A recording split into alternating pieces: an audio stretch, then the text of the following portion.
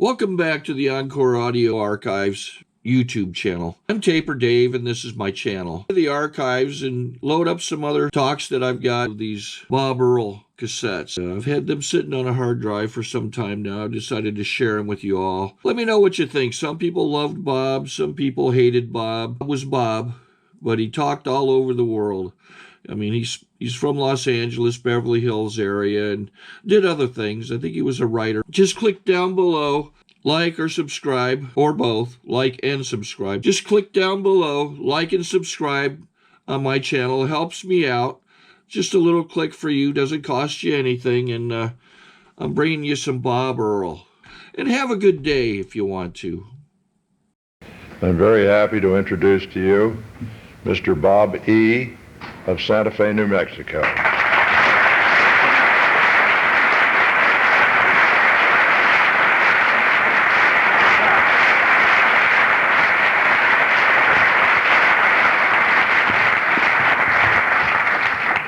Boy, he said give him hell. I'm not sure he knows what he asked for. My name is Bob Earll. I am a drug addict and an alcoholic, which I understand that will already offend some people.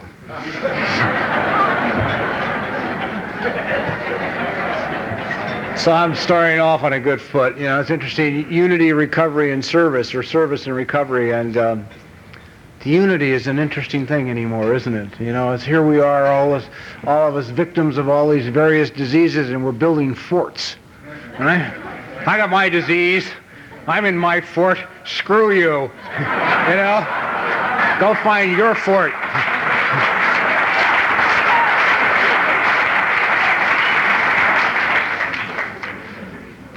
I don't know if you guys are aware or not, but there's an old guy living up here in the Catskill Mountains in New York in a place called Eastridge who's about 51 years sober. He's one of the first 100 members of AA. He started a thing called All Addictions Anonymous. He said, screw it. Doesn't care what it is. Doesn't matter. Food, drugs, alcohol, sex, whatever it is. Whatever it is. Come be welcome. Well, anyway, that's not what I'm here to do, is to divide AA. Been accused of it, but that's really not what I'm here to do. It's incredible how when new information comes to insecure people, we view it that it negates everything that ever went before, instead of just accepting the fact that there's new information. It doesn't mean that I'm worthless and don't count anymore. It just means, oh, there's a better way of doing it. I'll be a son of a gun. You know, maybe I should try and do it this way. And Dick was saying, well, why do I come from Santa Fe, New Mexico to Washington? Good question. See, it said, I knew that there was going to be a room full of children. I knew there was going to be a room full of children pretending to be grown-ups. I knew there was going to be a room of little boys and little girls who put on suits and ties and pretty dresses and did their hair and felt fraudulent, and came out to dinner where they knew everybody else felt okay.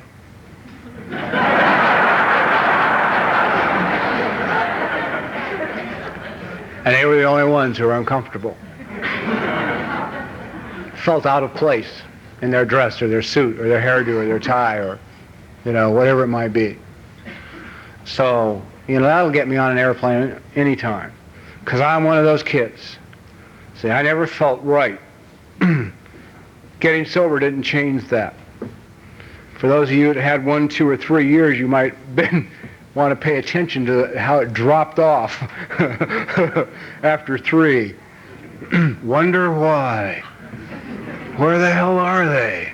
Do they cease to attend functions? I don't think so. I'll tell you what my opinion is by sharing my story anyway. See, I was born 51 and a half years ago, happy, joyous, and free. Perfect. Perfect. Happy, just, you know, right out of the chute and, yeah, you know, what's here?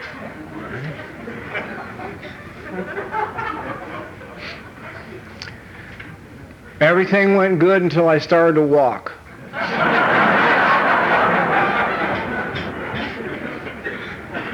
And then it went downhill. The reason it went downhill is I, like so many people in Alcoholics Anonymous, was raised in the classic family. Alcoholic father, non-alcoholic, co-alcoholic, para-alcoholic, whatever you want to call her mother.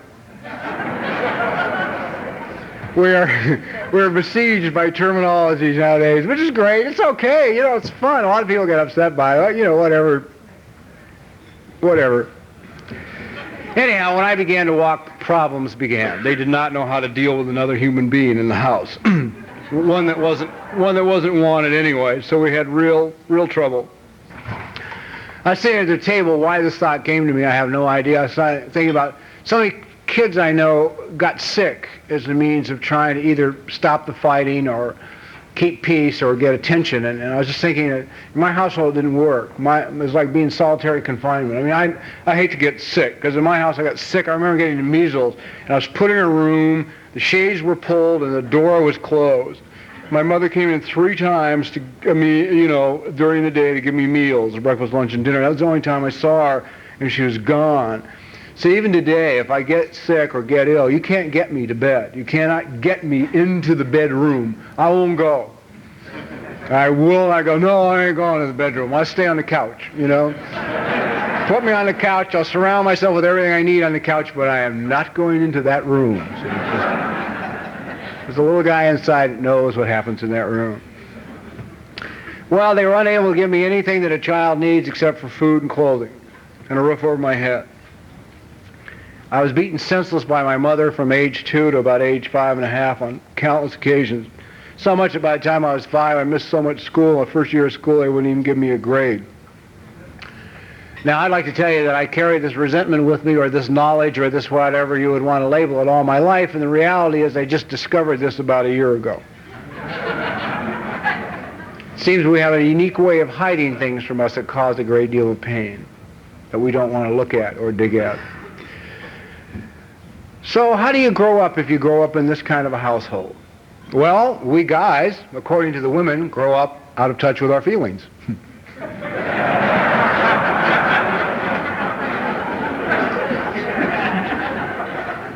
Somebody was telling me a while back that they've even started a meeting now in California for women who are in relationships with men who aren't in touch with their feelings.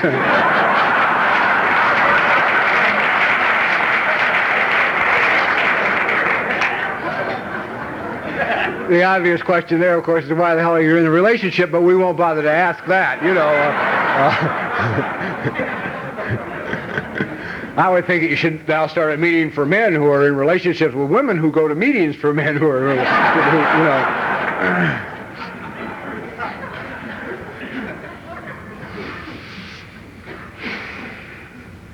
You're right, girls, ladies, women, people. We aren't in touch with our feelings. Most of us aren't in touch with our feelings for a very good reason.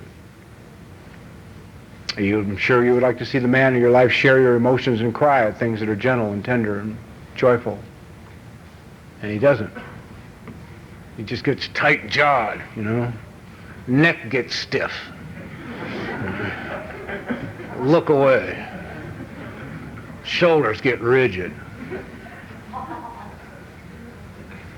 That's because if his experience was like my experiences. First time I really ever cried hard, that I have a conscious memory of. So I was about 3 years old. I'd fallen off my tricycle, tore the skin on my knee. I was bleeding. First time I'd seen blood, my blood. Important blood. I've spent a lot of years, I care much about yours, but mine always had a lot of significance to me. Come in the house, boy, walk up to that guy sitting in the chair, sucking on his beer, his bottle of beer, and stop crying. I can't stop crying. If you don't stop crying, I'm going to give you something to cry for. I can't stop crying, man.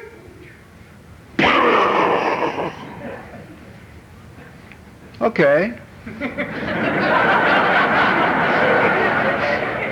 I didn't give birth to an idiot. As a friend of mine in Texas says, I might have been born at night, but it wasn't last night, I got the message. I understood. Don't cry. Whatever you do, don't cry. The pain of crying and what will happen to you is greater than the crying in itself. Crying is weak. You're a wimp if you cry. Don't ever do it again. I didn't. Cried once when I was 12 years old. I entered the Junior Olympics in California and won a medal. I don't even remember what, but there was nobody there to tell about it. And my people never showed up for nothing. Parents' Day, Father's Day, Mother's Day, didn't matter what day it was. I'd look around the room and nobody was there. They never came. So there was nobody to take the medal to. It broke my heart. It made me cry. I was proud of myself for winning it. Sad I had nobody to share it with. That was 12. A few years later, I was 17, 18. I laid in Georgia Street at Receiving Hospital in downtown Los Angeles, a police emergency hospital. They were about to take a couple of bullets out of me that belonged to the Los Angeles Police Department. I guess they, on an economy drive, they wanted them back. I don't know.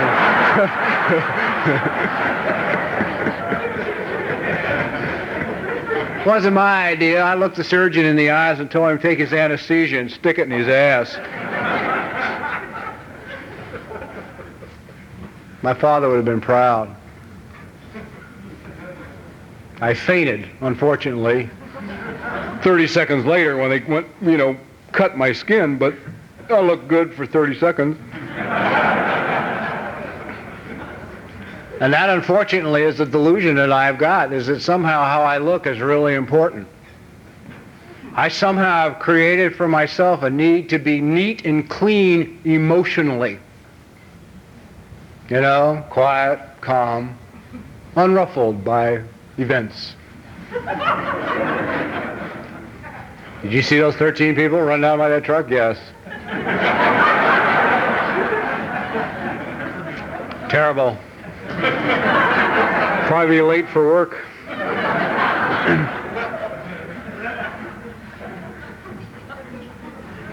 See, I think if you cry and sob and the snot runs into your mustache and you wipe your nose or your sleeve, somehow that's undignified.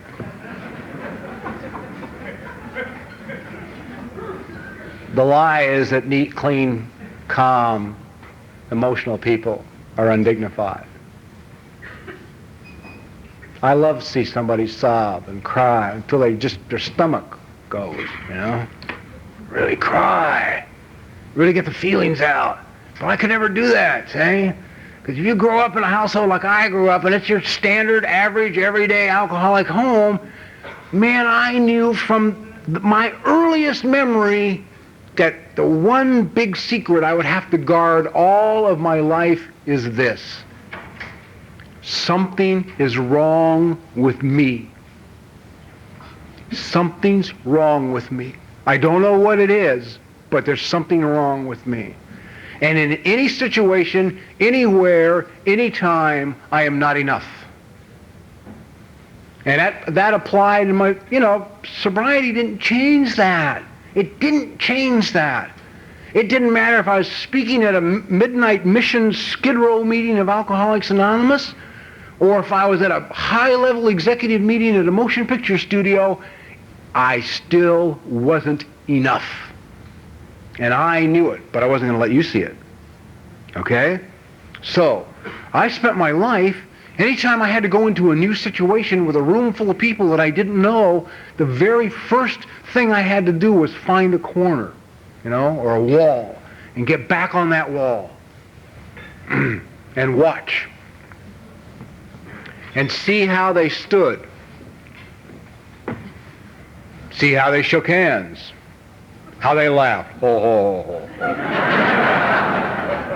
And once I had watched these people relate to each other for a little while, then I would step off my wall, walk out into the room, and this could have been a convention of drug dealers. It didn't matter what the hell it was, whatever the party was or the gathering was. Step off the wall, walk out into the room, stand like they stood, shake hands like they shook hands, laugh, oh, like they laughed. And the tragedy of all that is that whoever I am, whatever I'm about, I left him on the wall. And I left him on the wall because something's wrong with him. And he's not enough. By the time I hit 15, they threw me out of high school, and I discovered a wonderful world of drugs and alcohol and made an 11-year run that was wonderful. Blazed through all of it. Marriages, drugs, alcohol, jails, mental hospitals, just like a rocket ship. 26 years of age, I was 135 pounds and sleeping on rooftops and living in doorways. Almost dead. And mentally gone. Came into Alcoholics Anonymous. God picked me out of my doorway and brought me to AA. Set me in a meeting. Didn't like the people. Didn't think it was a wonderful organization. Didn't sit here and say, oh God, I found it.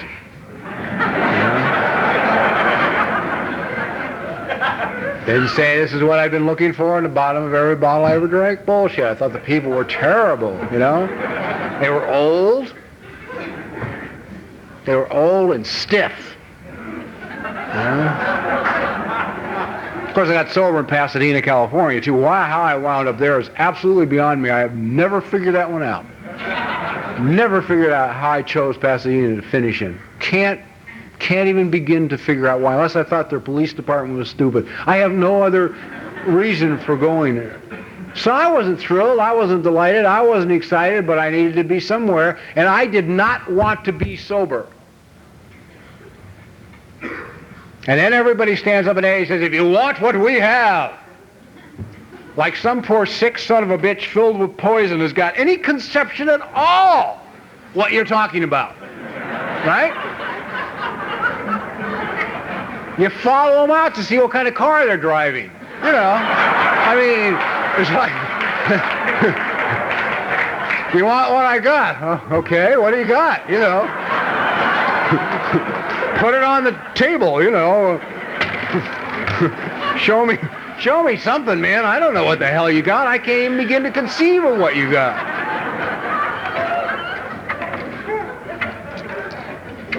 I only knew one thing, and if you're relatively new tonight, if you're under that year or in that year, and all you want, you know, the only desire you have is not go back where you were. That's great. My closest friends of 20 some odd years, that's all. Every one of us, that's the only thing that got us here, and that's the only thing that kept us here, is not wanting any more of what we had. It had nothing to do with the desire for what was being offered here. Couldn't even understand what was being offered here. Had no idea. So now I'm in AA, 26 years old, little thin, 10, you know, good suntan, living outdoors, long time.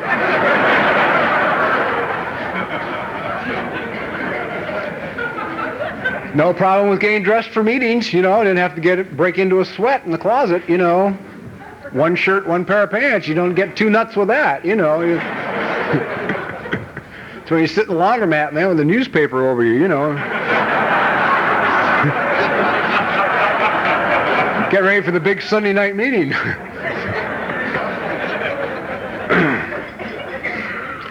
But I had one, first 30 days are great. Great. I was blitzed out. I had no brain cells left. I had no electrical energy going up here. I was absolutely gone. I didn't know who was a good AA, who was a bad AA. I didn't know who was an addict or alcoholic or overeater or this or Al-Anon or that. I didn't know what was a good meeting, what was a bad meeting. I just sat where the hell they told me to sit and drank what they told me to drink, and that was it, you know. And somebody would put my arm up, you know, and that was it. Yeah, that's all I knew. There was 3 good months. First 3 months were wonderful. Just sort of, you know. And I started to think. Started to get a little clearer. Looked around. The very first thing I knew once I got clearer and began to look around was that I didn't belong. That here in AA, something was wrong with me, and that I wasn't enough. So I had to do here what I did every place else in life. I watched you. I observed. I wanted to be a good AA. So I watched what people did. And I created a recovery personality. You know? I took a little from this sponsor, and a little from this sponsor, and a little from that speaker, and a little from this speaker, and a little from this secretary, and a little from this person, and I created a person. I would sort of let him come into full bloom in the parking lot on the way into the meeting, you know? I mean, he didn't exist anywhere except in AA. You know, it's like Superman, you know, step in the phone booth and put on my AA costume and go to the meeting. And one thing I discovered was critical, absolutely critical to being a good AA was that no matter what happened in my life, I was always fine. I learned that firsthand. I got that at meetings. See, you put this stuff together. If you're a survivor as a child, if you have survived alcoholic parents or dysfunctional parents, then you're a survivor already. And you got a lot of little antennas out, and you watch and learn, and you try and find out how you can behave that will not call a lot of unnecessary attention to yourself and will not get you killed. That's all you're looking for. So nobody said to me, Bob, good AAs are always fine. I learned this. You know, I'd go up before a meeting, somebody come up to me, George would come up and say, hi, how are you, Bob? I'd say, I'm all right, man. How about yourself? I'm fine, thanks, would say George, and George would walk off. And Bill would rush up and say, did you hear what happened to George? I'd say, no, God, what happened to George? Oh, well, his wife served him with divorce papers this morning. His kid ran away, you know. His car was repossessed, and they fired him. Okay, I get it. If you're a good AA, you're fine, you know. And then the killer would always be this, right? Next week, George would get up to the podium and say, last week was a little rough.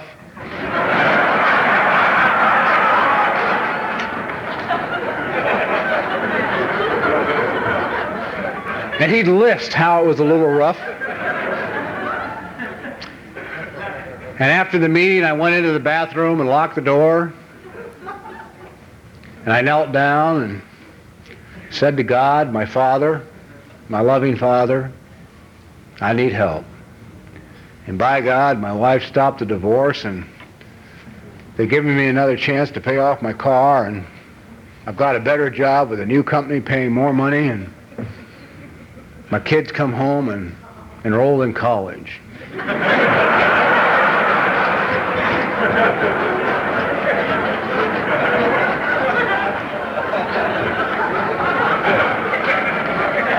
You know, and you're sitting there nuts, right? You have never contemplated killing yourself drinking or using, never entered your mind drinking or using, but since you've been sober, it becomes a daily alternative to living, right?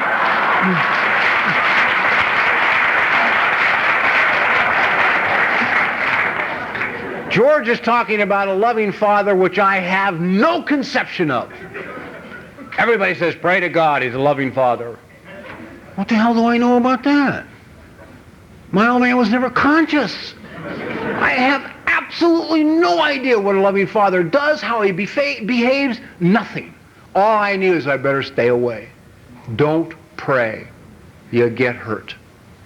That's what I knew. You get hurt, man. You're going to get disappointed. My mind kept saying to me, the worst thing you can do, son, is pray. Just go stand in the middle of a field somewhere and say, I want what's coming to me.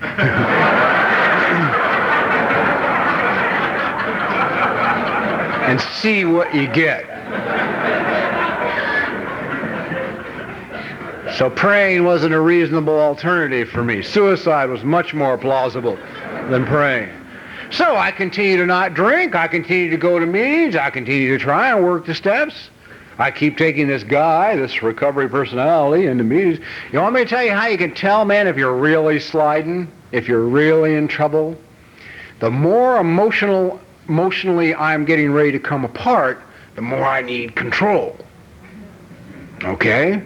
Now first you got to understand, I don't think there's anything wrong with coming apart emotionally. I believe, in my mind, my opinion, certainly no one else is here, I mean I'm not speaking for anybody here, just me, that we'd be much healthier if we had more nervous breakdowns during meetings. People just sort of cried and sobbed and shredded the tablecloth in little pieces, Right? But when I'm ready to come apart, I need control. That's when I go to always the same meetings every week. I park in the same spot. I sit in the same chair. I use the same ashtray. Drink coffee out of the same cup. And if any one of those things is out of place, we have a problem. Pardon me, man. That's my ashtray.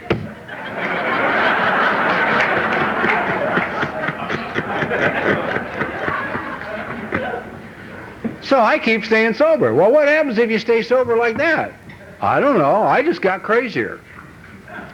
Each birthday would come and I'd be nuttier than the one before. Time I hit 3, I'm thinking about dying on a regular basis, What can you do today, Bob? Well, you can die. Sounds good to me.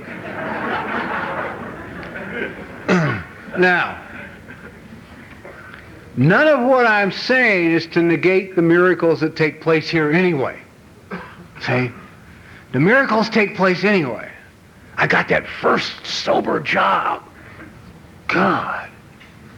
I didn't think anybody would ever hire me anywhere, ever, for any reason. And they gave me a job. So I was sweeping floors in a stockroom in a factory. Didn't matter. It was a job. Actually, my first job was climbing trees. Back to climbing trees, but I had to give it up. A thing called depth perception came with sobriety. Changed the whole complexion of the job, Never used to bother me. Set up a tree, saw away. Sober was another thing.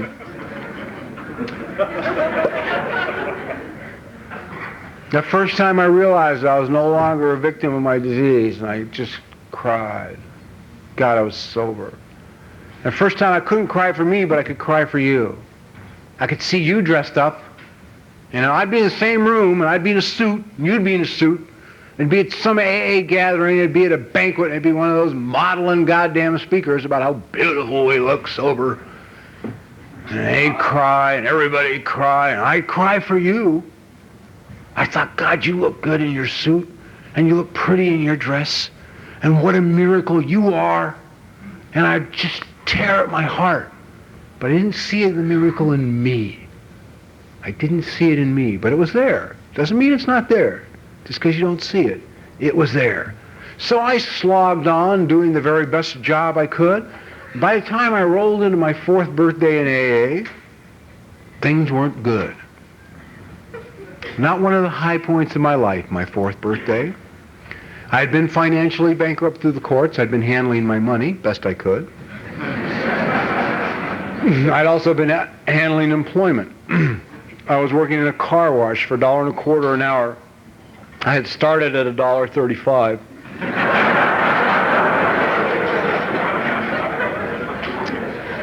What had happened was I started out in soap washing, but I got a rash from the detergents and had to be moved to drive off, right?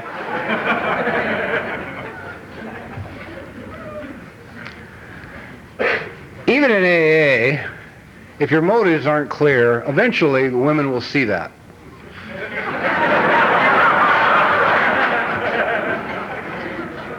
So it'd been a while since I'd had any sexual relations of any kind. So long, in fact, I couldn't even get anybody to go to coffee with me anymore. It's like they would just see me coming from across the meeting, and they knew I really didn't want to go talk about the 3rd step. It had gone beyond that. I don't care if they were 34 seconds clean, it didn't matter. They still weren't going for it, I didn't have a car. The central office called me with a 12-step call. I'd have to call a guy up, see if A, did he have a car? B, was he sober enough to drive it so he could pick me up so I could take him to the meeting. I had borrowed money from most of the guys I sponsored. I was sleeping on the couch of a guy I didn't even particularly like in his apartment, but he lived next door to the car wash. So I could get up and walk to work. That was my 4th birthday. They wanted me to take a cake. I said, I don't think so. I don't feel my life represents a lot to the newcomer. I don't know how I can get up and say to them, come in here, bust your ass, work these steps, don't drink, and in 4 years, you can have what I have. Do you want what we have? Let's tell them what we really got. By the time I was 5 years sober, 2 months before my 5th birthday, I wanted to die more than I have ever wanted to die in my life. I sat in this little apartment I lived in the valley. I had a better job now. Still didn't have a car. I could walk, still close enough I could walk to work. Had my own little apartment. And I've been told later, you know, I've discussed this with professional people who know. And it was explained to me, and I said, you know, the thought of killing myself never entered my mind. I just wanted to sit there on that bed and cease to exist, like self-destruct.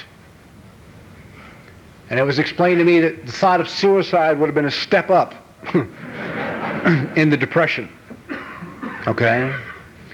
So out of absolute, complete desperation, not knowing where to turn, I had to turn to this God that was supposedly a loving father, that I had no idea what a loving father was, and I screamed at the top of my lungs at the ceiling in this little apartment. I said, if you're not there, I'm fucked!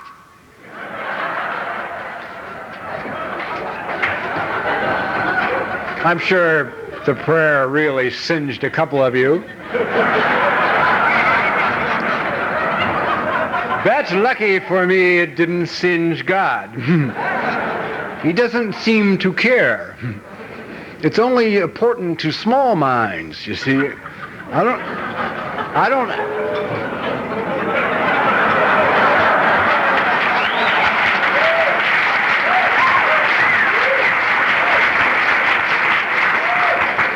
The God I understand only cares that I speak from my heart. He doesn't care what words I use. I kept myself from praying in AA for 4 years because I was absolutely convinced that until I knew the proper metaphysical terminology with which to petition God's assistance, He wouldn't help me. Okay? So I screamed this lewd prayer, obscene prayer at God, and go to work the next day, and in an accident that cannot happen, broke my back. I was taken to the emergency hospital, laying there in the emergency room with a couple of crushed vertebrae. Doctors saying cute things to me like, well, that's it. You can't go back to that kind of work anymore. You can't stand for long periods of time and can't lift anything. My back is a mess. I mean, it didn't get that way from that one accident. When you are a lunatic and you live in the streets, people seem to have a proclivity to come at you from back here instead of up here. So my back has taken a terrible beating. Nothing is really where it belongs back there at all. My pelvis has been fractured in half and put back together, and just, not quite the way I came out originally. So this additional injury didn't help at all. And after all these doctors leave this goddamn cubicle, my mind says to me, see? You dumb son of a bitch. I've been telling you, don't pray, man. Last night you prayed, today you broke your back, you know. And then suddenly, from down here, down in here, came this little voice, screamed at my mind. It said, why don't you shut up? Now I'm laying there and I find myself in the position of a moderator, right? I got voices from here. I have voices from here. You know, up till now I've only had to deal with these, you know. Granted, there's 30 or 40 and they're unruly as hell. And it'll drive you stark raving mad. You can get in your car in the morning and go to work alone, and it seems like you got a station wagon filled with children who don't want to go, you know. You know. Of course, in those days, nobody was talking about the voices. Everybody was clean and neat emotionally. I'm sitting here in the meetings, and I'm clean and neat emotionally, too, with 13 people sitting in my chair. Yeah, well, screw him. I think he's stupid. I don't. I like him. I thought what he had to say was good. Yeah, well, what the fuck do you know? You know. I don't know. You're such a worthless slob yourself. You can't leave the meeting. Having a good meeting, Bob? Oh, yeah. I'm a little tired, but okay. Watch your best friends that have been doing a lot of thinking. They'll be shorter. You know, they're trying to get down under the voices. You know, duck them. You know, so when anybody picks up a gun to shoot themselves, man, they don't do the stomach, you know. Got to stop the voices. I've had friends that have taken that route. Stop the voices. Shut them up. Shut up all that screaming and yelling. Makes no sense. It's painful. So, I decide, laying there in the hospital, having listened to these voices for 5 years and wanting to die, I would listen to this voice for a change. And this little guy down here, I didn't understand was the child that lives inside of me. But he's pretty relaxed. And his intuition is perfect. I didn't know that. His intuition has always been perfect. The intuition of children is perfect. Perfect. It doesn't get screwed up until we start to work on it. Till we begin to try and change it. And it gets changed usually in family gathering. I mean, you begin to doubt yourself very early on. I mean, one of the classic lines is, you don't have to go to the bathroom.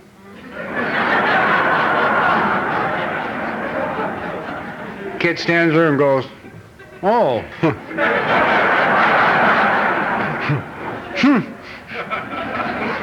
Geez, I thought that's what that feeling was.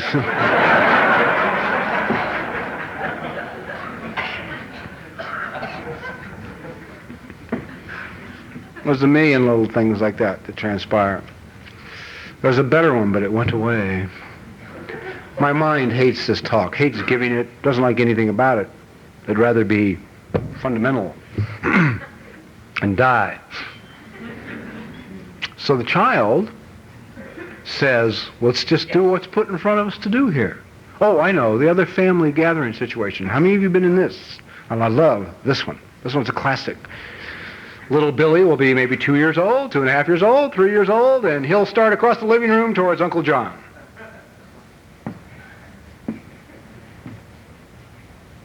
And he'll turn around and come back. But Mommy and Daddy, Uncle John's probably got the dough. No, no, no, it's your Uncle John, Billy. He's a wonderful man. Come sit on Uncle John's lap. Billy by now is nuts, right? Gone right off the map. Pay attention to Billy. Billy knows something that nobody else in the room knows. And little Billy is right. There's a woman who writes some interesting books. Her name is Alice Miller. If you're into pain, read them. And being bored, she can be highly technical too. Just, you know, right out. Until she gets to the good stuff. Well, gee, will say somebody, you know, I'll be talking to people about this stuff, and somebody will say, I was raised in a good home, religious home, good discipline, good values. Yeah. Oh. Jeez. My God. So anyhow, my little child is saying, let's do what's put in front of us to do. So I do what's put in front of me to do. I spend 6 months going to vocational rehab, and it's a terrible experience. Because they keep giving me aptitude tests, and I keep coming out different. And they're starting to think I'm playing a game, and I'm telling them, no, I'm not playing a game, man. So last week I liked the outdoors, this week I don't like the outdoors. You know, the hell do you want me to tell you? You know, I'm trying to be real here. Put me somewhere, you know. Well, you'd make a good social worker. In case you haven't read my police record, I'm a homicidal social psychopath, for Christ's sake. I have never seen that as a prerequisite for social work, you know. If you miss that point, I don't like people. 6 months of this went on. 6 months. You know, once a week, here comes, you know, take a test. Open TV Guide, there's an ad in there that says, would you like to be a writer? Little guy down here says, hey, let's try that. See, the child is into trying, not having to be perfect, not having to have control, not having to have to complete, not having to have to do anything. Let's just try it. See what happens. So I thought, okay, what the hell, right? Take the TV Guide in, give it to my vocational rehabilitation counselor, take the ad in, set it down. So I'd like to do this. It's an ad for a writer in the school. Got a lot of support. She laughed so hard she almost fell out of her wheelchair.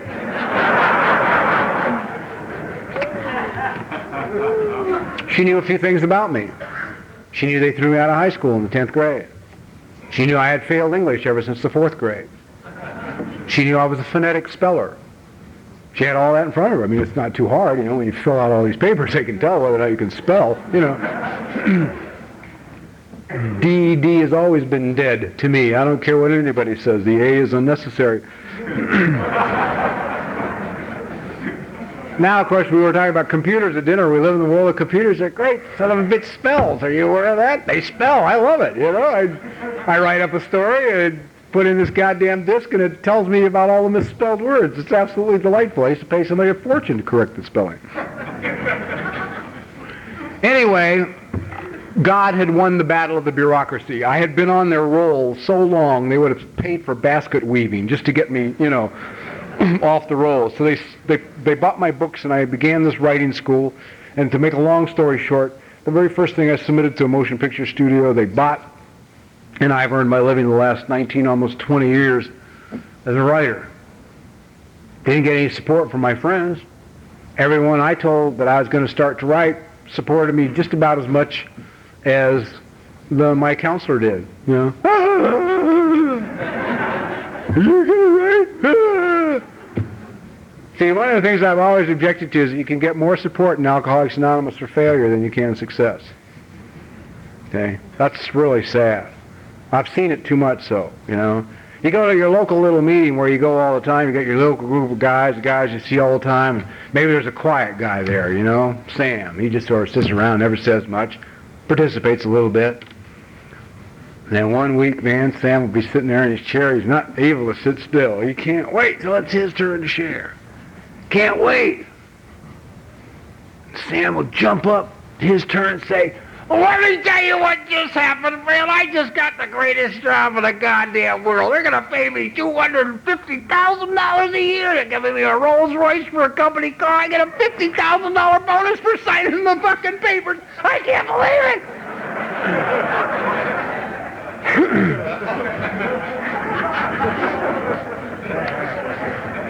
I want to see how many people will take Sam to coffee after that don't want something from him. But conversely, let Sam come back in 6 months and say, oh, God, man, the company lost their major contract. God, I canceled mine. I'm going to have to sue them to get my money. I'll probably never get my money. It's just all over. After the meeting, there'll be 20 people around. Did you lose it all? Everything? Even the car?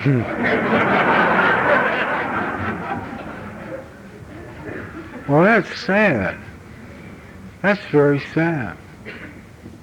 Why do we do that? We're not bad people. It's simple. We have these little damaged children inside of us, and children view the world very, I can't think of the word, I'm going to struggle to try and find it. But in other words, if I was to walk up as a small child and stand in front of the TV set, as long as I can see it, I think you can see it. I mean, I figure whatever's going on with me is going on with you. Well, the tragedy with that perspective is this. When you get the big job and the big contract and the big money and the big car, I think you got mine. My hope is gone. My hope is gone. You got mine. I have no conception of there being enough for both of us out there. None. So when you've lost it all, I can relax. Mine's back out there again.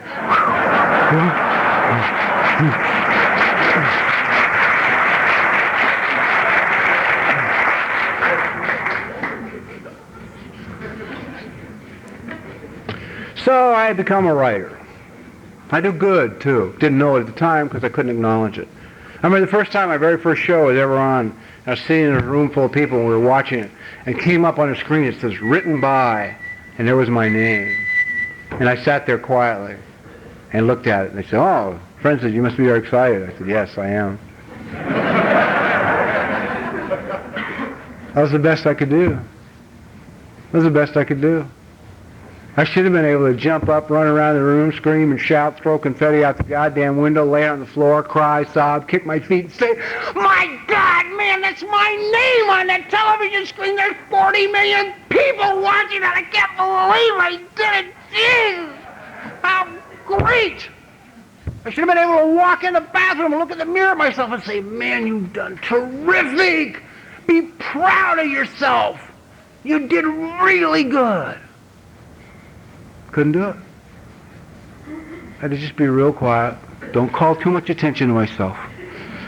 Don't get killed. Just minimize. Minimize. Real trait of children raised in alcoholic households. Minimize. Get it down. Don't let it be important. Don't let it be real bad. Don't let it be real good. If it's real bad, it'll be painful. If it's real good, it'll be taken away. So I keep slugging down the hallways of AA, writing inventories, going to meetings, sponsoring more people than I can count, you know, driving 40,000 AA miles a year to speak at meetings and institutions and this and that, and just trudging on down the happy road of destiny best I can, you know, spending every nickel I get the minute I make it. Absolutely incapable of hanging on one penny, going from one failed relationship to the other, bang, bang, bang, bang, bang, like, you know, because I don't know how to have a relationship. I don't know who the hell I am. I'm not in touch with my feelings. I can't relate with you. All I am is an act. I'm a vaudeville act. I meet you, and once the lust is over and you want substance, you're screwed. You know. That's it. Bye-bye, Charlie. All I got now is 3 songs and 3 dances, you know. You go like this and you want emotional help, I'm going to get you up out of bed, take you in the living room, get a record out of the record thing, put it on, say, on this record is the most beautiful song I've ever heard in my life. Every time I hear it, it brings tears to my eyes. I've waited all my life for someone to share it with. And I'll put it on and I'll play it and I'll cry and you'll cry and it'll be wonderful and we won't tell you about the 37 others I've played it for. I'm not a bad guy. It's just all I know. I'll take you out to the magic spot. You know? We'll drive down to the beach. We'll walk across the cliff, down the rocks, over the goat trail, down to this little cove. I'll tell you, this is it. This is the most secret magic spot in the whole world to me. I came here to shoot morphine, for Christ's sakes. You know, I've come here to pray and meditate in sobriety. There's no place as special on the whole face of the earth as this place, and I've wanted all my life for somebody to share it with. Now I have you. Ignore the footprints of the 37 others in the sand. The only thing being a writer gave me was one more little song or dance or whatever you want to call it. I could now give them a credit card and send them shopping. No one can shop like an emotionally unhappy woman.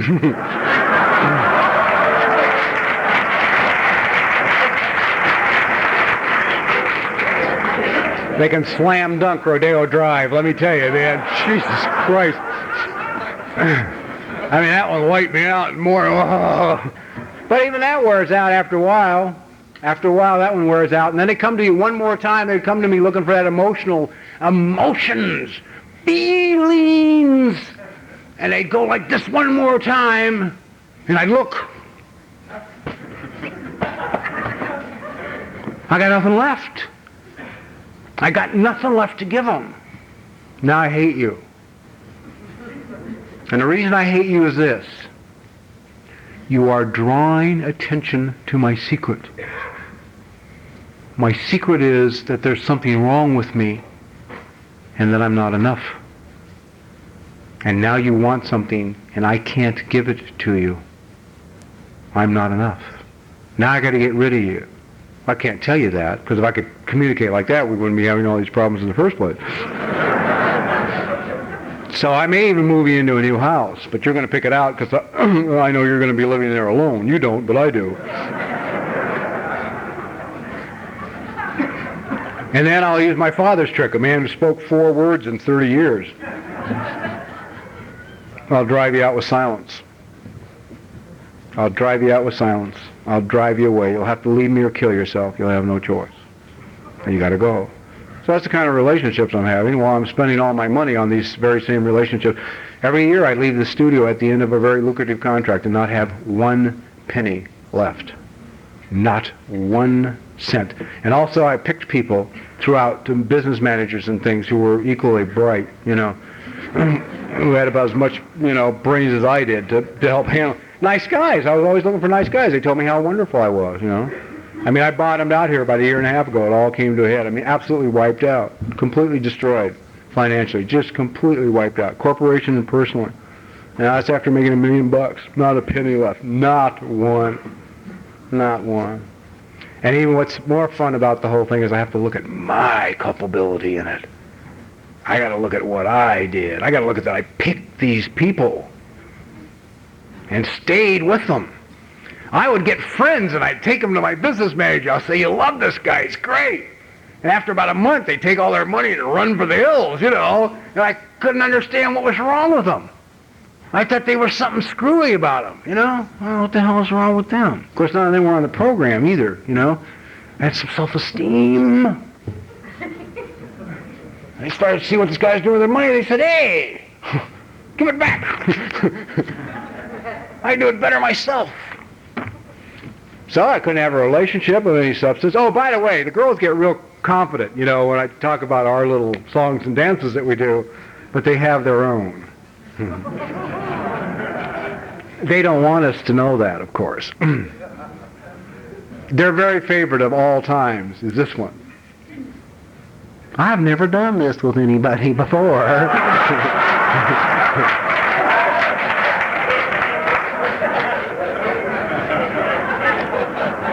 Which always brings to mind the question, and how come you know how?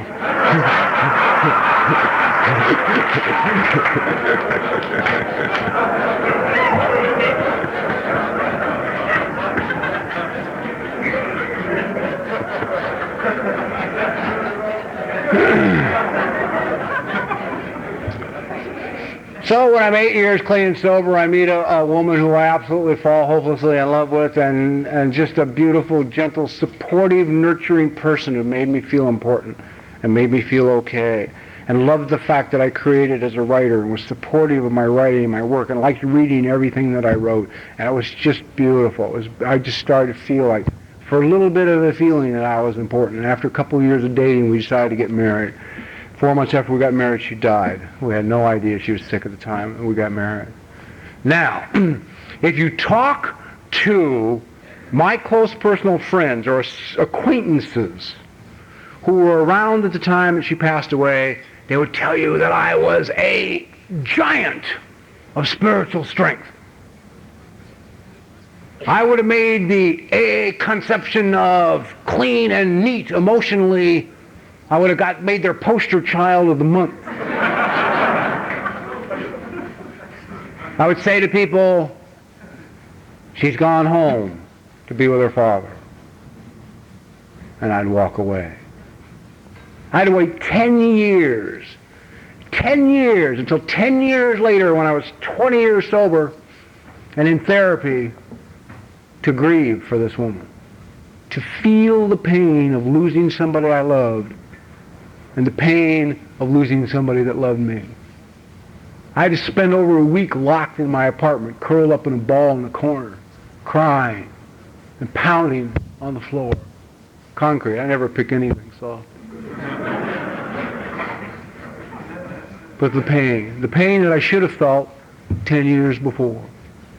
At the time it happened, and I couldn't.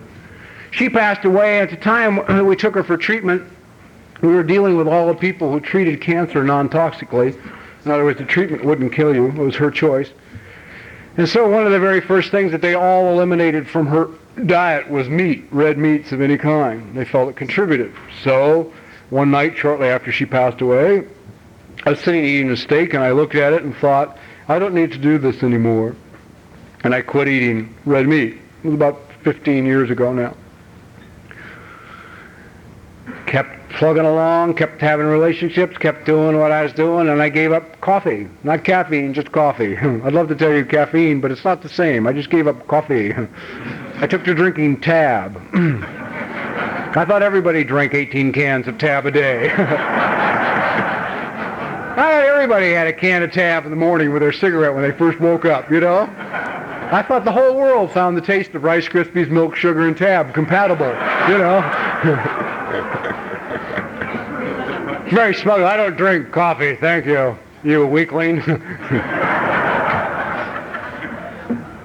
Eventually I was to give up the Tab. One day I was researching a story on suicide. I was suicide prevention in Los Angeles in the boardroom, the board of suicide prevention. I sat down, took out my Marlboros and my brand new super electronic butane self-destruction torch or whatever the hell it was, and lit up my Marlboro and took a puff and looked around this table, and there was not an ashtray on the table. And when you're in a room with 12 people and there's not an ashtray and you're a smoker, you know you're on unfriendly ground, right? So I started looking for a place to put it out, and I said, oh no, that's okay, hey, great, no problem. Somebody ran out in the outer office. They almost destroyed it trying to find something, right? Opening drawers, slamming them drawers, you know, bang. This guy comes back with a platter big enough to put a fish on. Sets it down in front of me, and I sit there and try and be nonchalant, you know.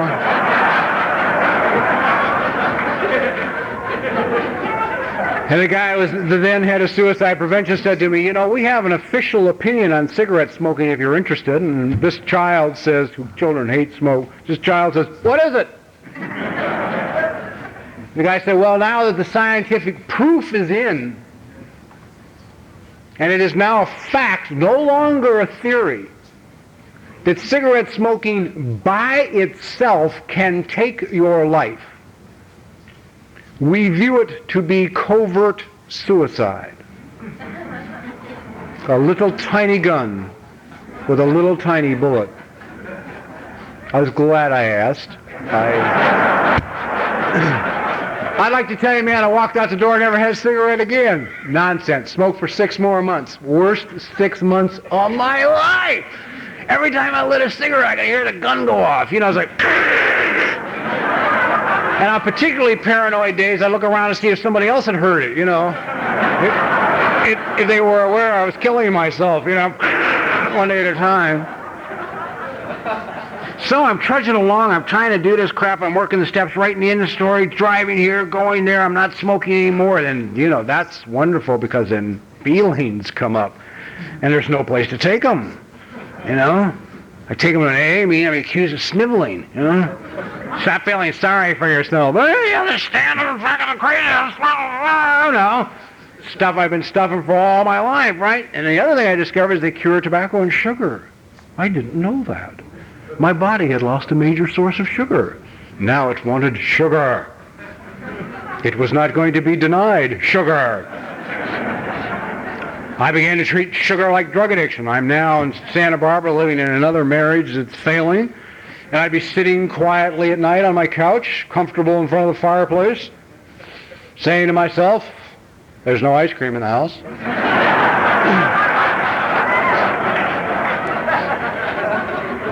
But it doesn't matter.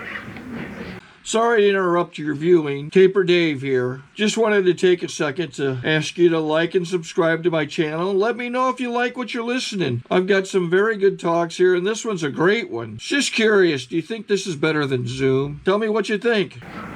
I can be like my next door neighbor and have a glass of water and go to bed. Not a big deal. This would be at 10 minutes to 11. 5 minutes to 11, I'm out the door, man, in my socks. Dead run for the car, right? In the car, 100 miles an hour down Santa Ynez Road, into Montecito Village, slide to a stop in front of 31 Flavors, run through the doors, the guy's coming from the other side of these keys, get my quart of pralines and cream, my jar of butterscotch topping, my jar of dry roasted cashew peanuts, and drive home. Then I would get a bowl, I mean a bowl, not a chicken shit little cereal bowl, a bowl.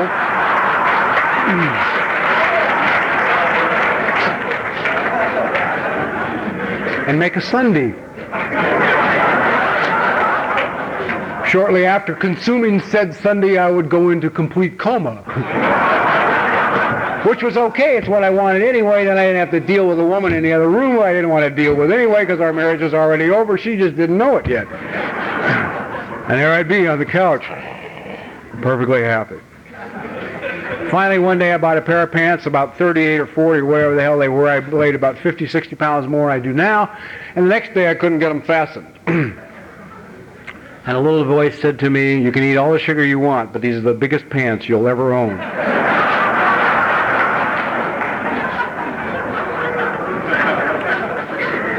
A friend suggested to me red apples, so I began to eat red apples by the case, probably 40 a day to get off the sugar. It was worse than any of them. Sugar was worse than any of it.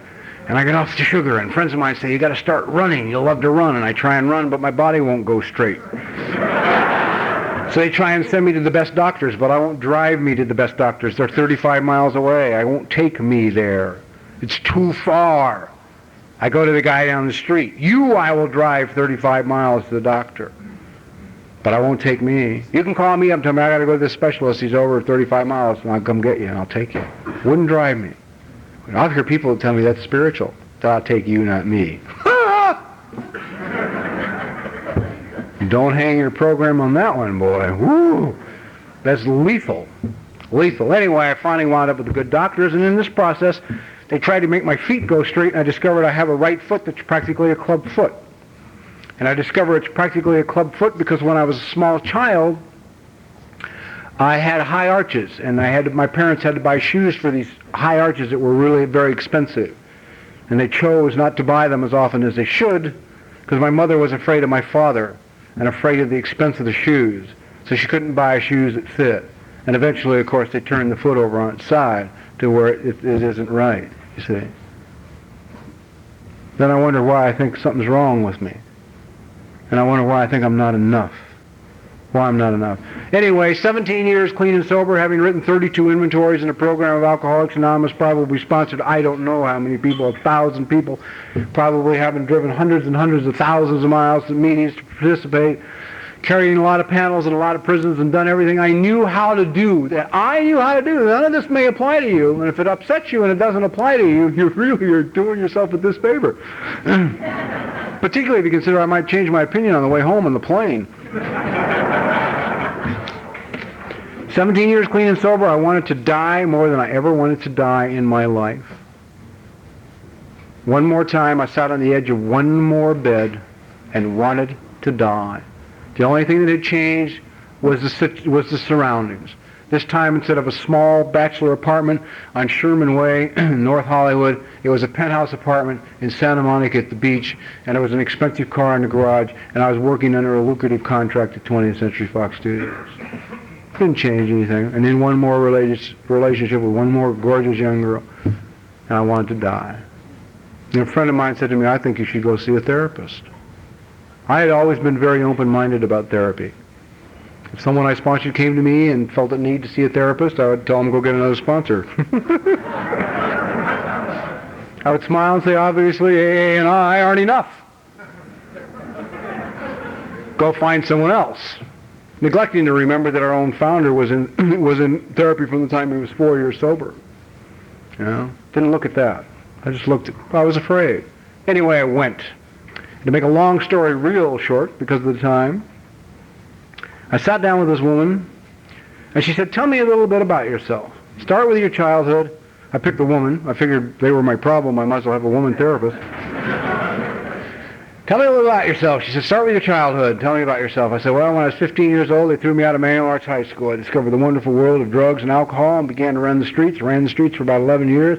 Came into programs of AA and NA 17 years ago, and I've been clean and sober ever since." She said, No, wait a minute.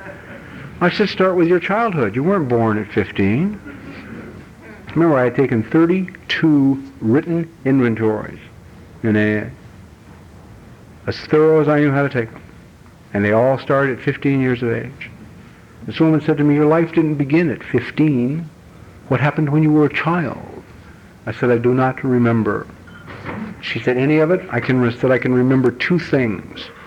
Falling out of a second-story window when I was 3.5 years old into a cement gutter. And I remember winning the gold medal at the Junior Olympics. So that's all I can remember prior to 15 years of age. And she got this strange smile on her face. I misunderstood the smile. I misunderstood it. I thought her smile meant that she had finally found someone who, if she wrote a paper about him, she'd get the notoriety she deserved. I didn't understand the smile was saying, if you have the courage to stick this out with me, I'm going to introduce you to someone you have never met. You. And more than that, I'm going to introduce you to a child that lives inside of you, and I will be present when this meeting takes place. And her smile was a smile of projected joy over being able to share this with me. We went to work, and we dug, and we dug, and we had to go back, and we had to find the pain. And we had to find the neglect, and the isolation, and the loneliness. And we had to find the beatings, and we had to find all of it, and dig it up, and I had to cry, and scream, and yell. I had to hate my parents so bad I wanted to kill them. My father was already dead. I just wanted to dig him up, get his skeleton, and beat it on the ground.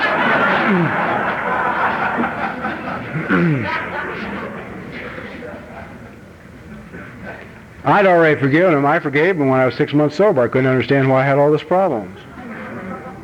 Somebody said forgive him, so I said, okay, I forgave him. Then I'd go to family gatherings and wonder why I always felt like getting a flamethrower and torching the whole goddamn house. With everybody in it. Then I'd walk out of the family gathering wanting to die, because now my AA voice is saying, boy, you're sick. That's your family. You want it.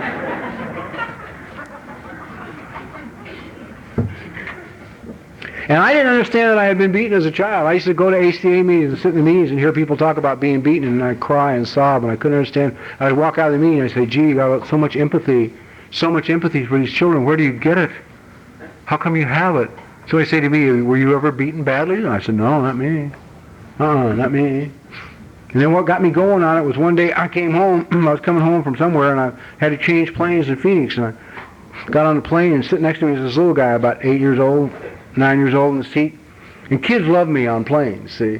Because I'm like, they've never seen a kid this big, you know? I mean, parents would like to give me their children on planes because I mimic them. I don't care anymore. You know, my child, you know, children are like, so a kid will go, you know, and I'll go, you know, I don't care who's watching, okay? I have to keep the adolescent out of the way. You got to understand, there is a teenager who lives inside of me that wants to sleep with the stewardess, and he wants to look good at all costs. You know, he really hates the kid. Shut up, man, don't do that. Jesus Christ, you know, stop that behavior, you know. Sometimes I take teddy bears on real long flights. I put them in the seat next to me, and the adolescent absolutely leaves, you know. Oh, no, put the bears in the baggage compartment where they belong. God, not in the seat next to you, no. Anyway, I sit down next to this kid, and we're about 2 minutes in the flight. He says, can I put my head in your lap? And I said, sure, absolutely, put your head in my... And so we get a pillow, and he puts his head in my lap, and he lays there for a few minutes, and he sits up, and he says... And I said, oh, you nervous? He said, well, I'm okay. I said, what, would you like a teddy bear to hold? He says, yeah, I got it. And so I dig in my bag, and I get out this great bear I have with a mountain hat and a, you know, sheepskin vest and a bandana, and give him this bear to hold. And we go on a little further, and he says to me, he says, I really hate my dad. I said, why? It's because my dog died. It was my dad's fault. I said, well, why do you feel it's your dad's fault that your dog died? He said, because he let him out of the yard. He knew that he'd get hit by a car. He did it intentionally. I said, oh, I don't think so. I don't really think your dad let the dog out knowing he was going to die. He said, yes, he did. He says, he's not a nice guy, you know, my dad. He says, you know, he hits me here, you know, and he hits me here. He says, he hits my mom, he hits me here. He says, nobody's going to hit my mom, you know, nobody's going to hit my mom anymore. He says, I've been with my granddad, and in a couple of weeks my granddad's coming, and we're going to stay, you know, nobody's going to hit my mom anymore. And inside of me, man, I just died. Remember, I didn't know I'd been beaten yet. I had no idea. It had not come up yet.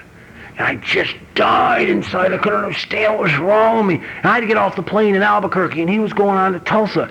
And I got off the plane. You know, one thing I've learned, man, now that I've started to feel things, is that I'm responsible. I live here, and I belong, and I am responsible. God. So I get off the plane, and I go into the air. You know, I figure somebody's got to do something, man. So I go into the airport police in Albuquerque and say, here's the situation. Somebody should do something. He's going to be landing in Tulsa in an hour and a half or whatever it is, and they weren't really interested. And I'd like to tell you I was a good AA, but unfortunately I have a lot of trouble with law enforcement, and maybe I'll go back someday. Tell them what I said was right, just the way I phrased it perhaps was improper. And I knew it wasn't enough, and I went to a phone, I got on a payphone, I called the police in Tulsa, and I got the police in downtown Tulsa, and they didn't want to do anything about it. Finally, I got the police at the airport in Tulsa, and on the other end, I got a cop who cared. And I said, look, man, this kid's being beaten, and his mother's being beaten, and his grandpa's going to be in 2 weeks. And I said, 2 weeks is too long. Too long. He said, yeah, it is too long. And he said, an officer will get on the plane the moment it lands, before he can get off, and we'll see what we can do. And immediately I felt myself in this little guy, you know, sitting in this seat in this airplane, man, and this big cop standing there saying, I'm here to help you. I'm here to stop the beatings. And I thought, God, that child must feel. I sat in the phone booth and just sobbed for a half hour uncontrollably, just cried. It was about 2 weeks later, I had to fly from New Mexico to California to be with my therapist, and all that came up about my own beatings, you know, and she explained to me, all I did for him was what I had prayed to God somebody would have done for me. That somebody would have stopped it. So here we are, as this good, cheery voice should make you want to plug on with this program all the way in. Well, let's give you the high points and quit.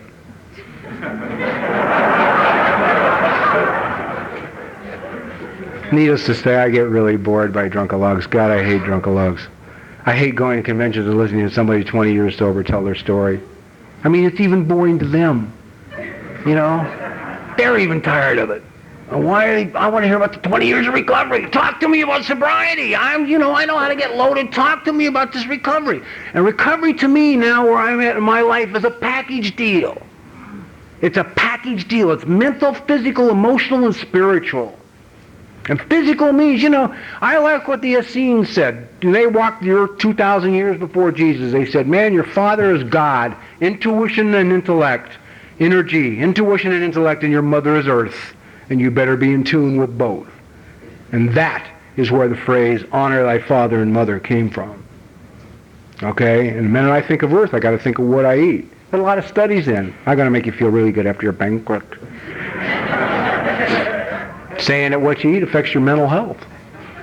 There's a study out of Washington State saying the number one cause of people drinking after a few years of sobriety is poor nutrition.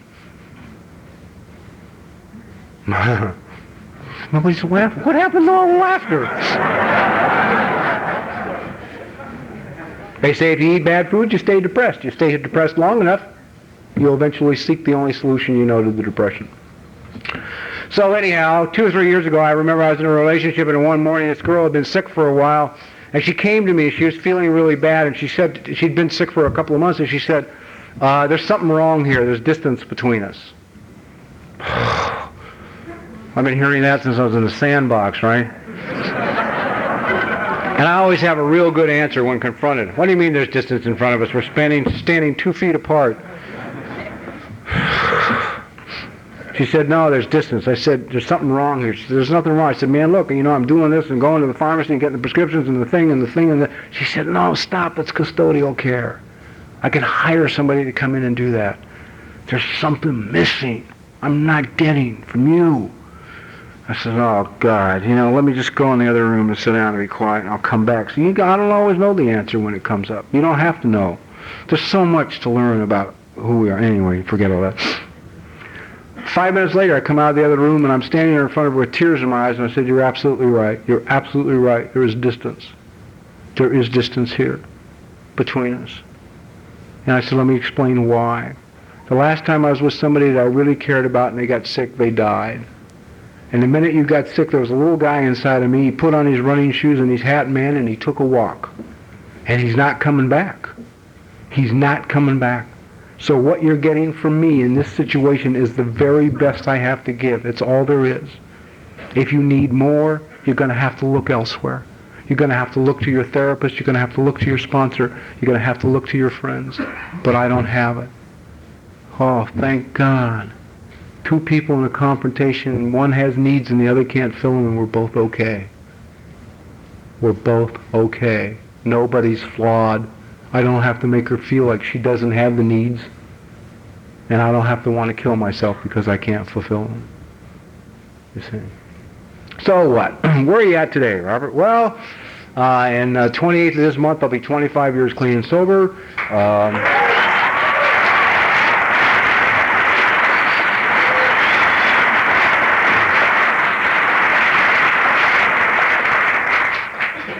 I'm a vegetarian. I believe in all kinds of physical exercise.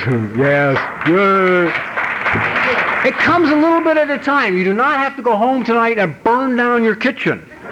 You know? I mean, it's over. It's a little thing. Maybe you'd like to just give up hamburgers or cigarettes or coffee or half the coffee or just some little thing, some little tiny thing for your own recovery, just some little thing. You'll be amazed how your life will change. The earring I have, a lot of people think I have an earring that's left over from my past. Not true. I got it last year. Actually, a few months ago. I am in a, finally, and think I'm in a good relationship. Boy, I sure hope so, because in January I'm going to be a father.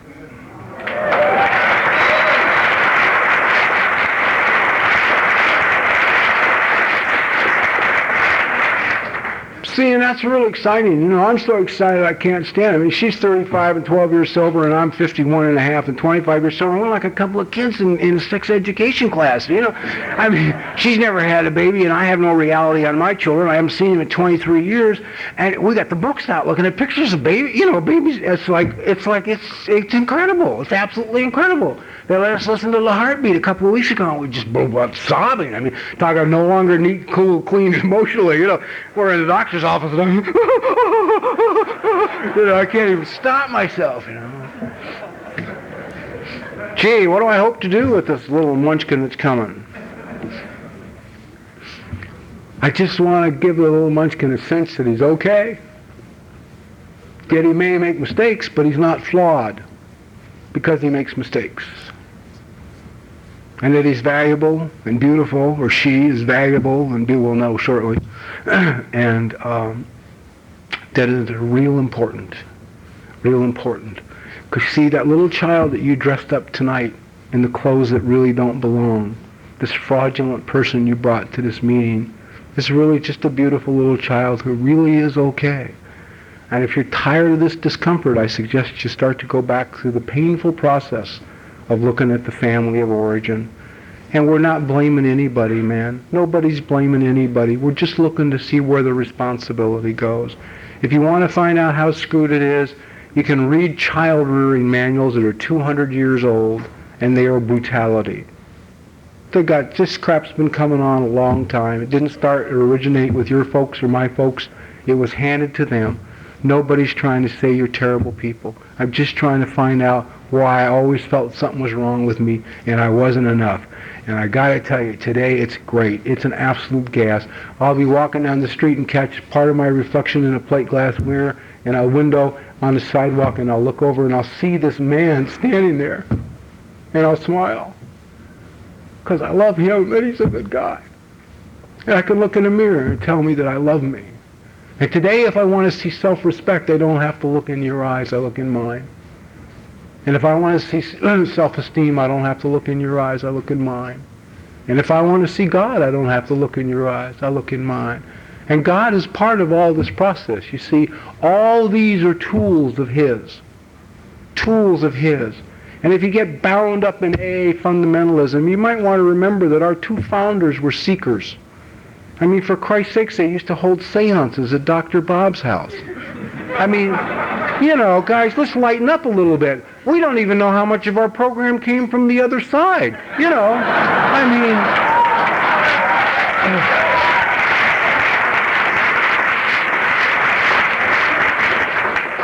I guess if I have it, you know, and tonight you're going to dance. I just started dancing. I probably won't tonight because I want to get to talk to Tina and see how she feels. But anyway, you know, I just learned how to dance 24 years sober. I couldn't dance. I couldn't go out on the dance floor and dance. See? I couldn't let go. I couldn't have fun. I couldn't participate. I couldn't do any of these things. I had to do this work to get free and do these things. So I guess I would just like to tell you that the little boys and girls that you dressed up and that you brought to the party tonight are really very beautiful, and let them have a good time, and God bless you all. I mean.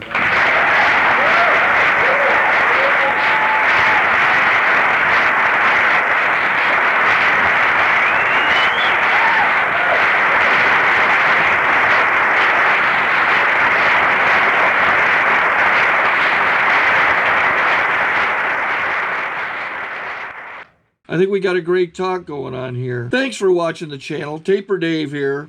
Just curious, do you think this is better than Zoom? Okay, this is how I prepare my drone for launching. I like to do it inside the cab of my truck so I'm not standing outside in the weather. To install the joysticks for control, up and down, right and left, powered on. I have an Android phone that I use to connect it to the drone with, and it's actually controlled through the iPhone, through an app. Oops, wrong way. It's actually controlled through the iPhone, or through this Android phone, through the app. It's actually controlled through the Android phone through an app, and you connect it through this short connection right here.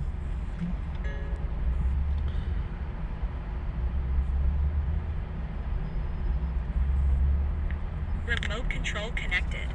Remote control is connected. So I pull out the drone. I have to extend the legs. Long legs extended first, then the short legs. Remove the gimbal protector.